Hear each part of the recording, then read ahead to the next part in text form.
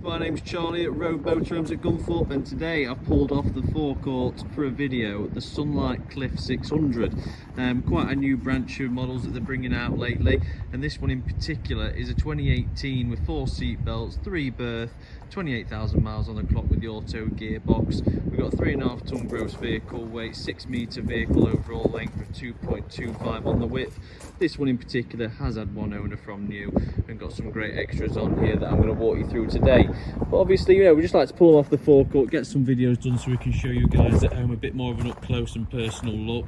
It comes in standard with like 130 brake horsepower, 16-inch diamond cut alloy wheels, nice silver body work with the decals there as well, not too over the top and in your face, but not too minimalistic at the same time either.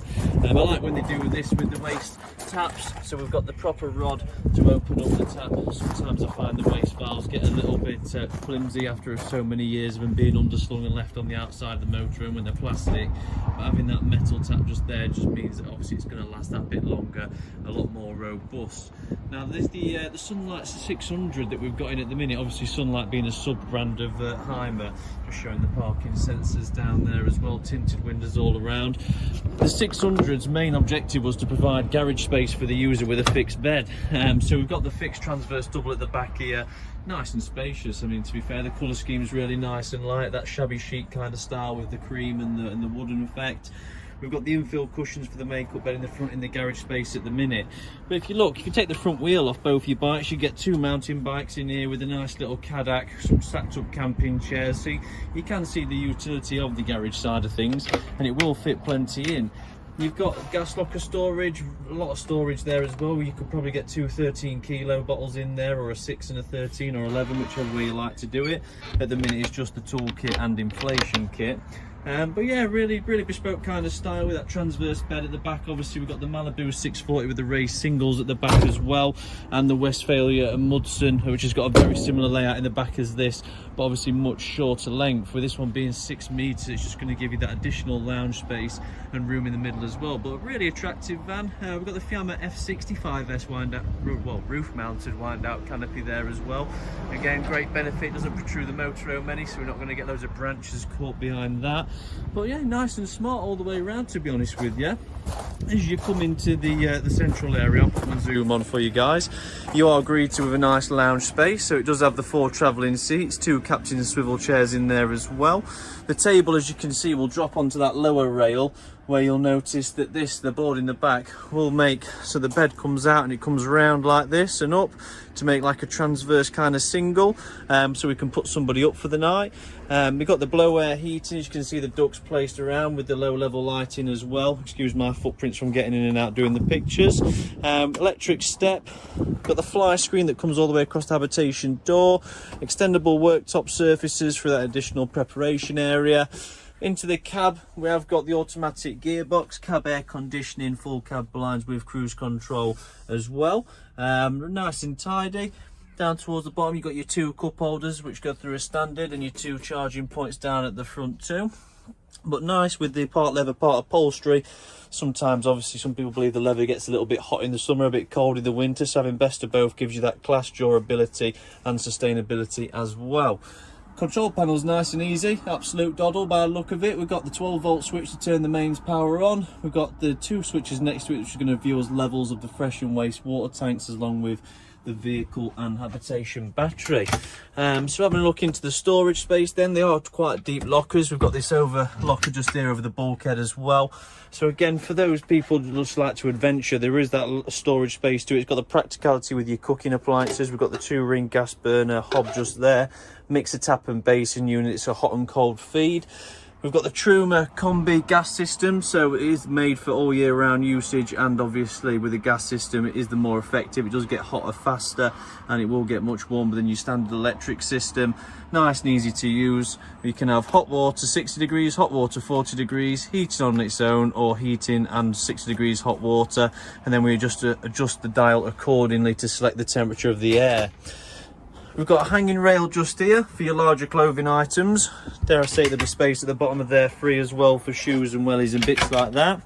Underneath, they've made good use of the space by, rather than putting a second hanging rail in, having these shelf units so we can use all that vertical space.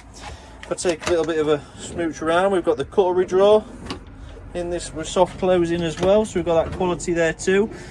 Nice soft closing drawers. Get to that bottom one, and that's nice and deep as well with the 15 kilogram load storage, so it will take plenty of weight. Underneath the basin unit, we've got the bigger cupboard door with loads of shelves in there as well, so plenty of storage. Now, just because it's in the kitchen does not mean it has to be kitchen stuff that we store in those. It is also quite close to the front lounge, so we can utilise that for things like that we need when we're in the front lounge too. The bed looks mighty fine from inside here, nice and comfortable. Obviously in the panel vans you're not always equipped ready for a good night's sleep. They usually have the make-up lounges, which obviously, don't get me wrong, they're large, they're comfortable, but compared to a proper mattress, it just doesn't compute. 2 opening back doors as well, so we could just sit on the bedtime, use it as in the daytime. It's not wasted space. We've got a 12-volt Thetford fridge on the left-hand side, which is a decent size with the freezer box in there too, which is nice and handy. Obviously keeping all the food and drinks nice and cold. And then behind the sliding door, we've got the separate washroom area where you've got your swivel cassette toilet with the electric flush. Nice little blow air vent down in the corner to keep it warm. Behind the mirror unit just here, we will have some storage as well for all your toothbrush, toothpaste, shampoo, conditioners, you name it. Nice little rail that goes around the side there, this little curtain, keeping everything nice and dry. Drying rail up at the top that we can pull down, so we can actually, any water that drips off the clothes that are drying will go straight through the plug hole of the shower tray down at the bottom too. So a nice versatile little washroom. Shower head comes out of the basin unit tap just there, so we're using multi-purpose. Nice little sink in the corner obviously, and all LED lighting throughout with a lifting lid at the top, so it's a breathable space. Above the actual bed itself you've got some nice lockers. You've obviously got the Dometic moving rail lights as well, as you can see. So if that needs twisting, it can put it along the track, twist it down further. Exactly the same with that one. It looks like you could put some on this rail over here too. Looks like that one needs to go over there, so you've got one either side. We've got, like I say though, great storage up at the top. It does continue behind that bracket there and down there. So nice and deep, some nice strong hinges on there, which is always a good sign. Blow air vent in the back. Power socket in the corner for charging, so it's very well thought of. I must admit, going around, we've got a lot of light coming from here. We can view outside both the windows as well, which is great. It's always a big bonus. But again, coming towards the front and really just seeing this lounge space, it's nice and open and fresh in here. Plenty of views out all the windows, but having that fixed bed in the back and the storage just means you can take that bit more with you if you're into any sporting or climbing, or if you like your music and you like to travel around. You've obviously got the space to take everything with you there as well, and having a good night's sleep on a proper mattress rather than a made-up bed. You've got all the storage you'll need and a big enough lounge to invite friends over. So yeah, really nice piece of kit all in all.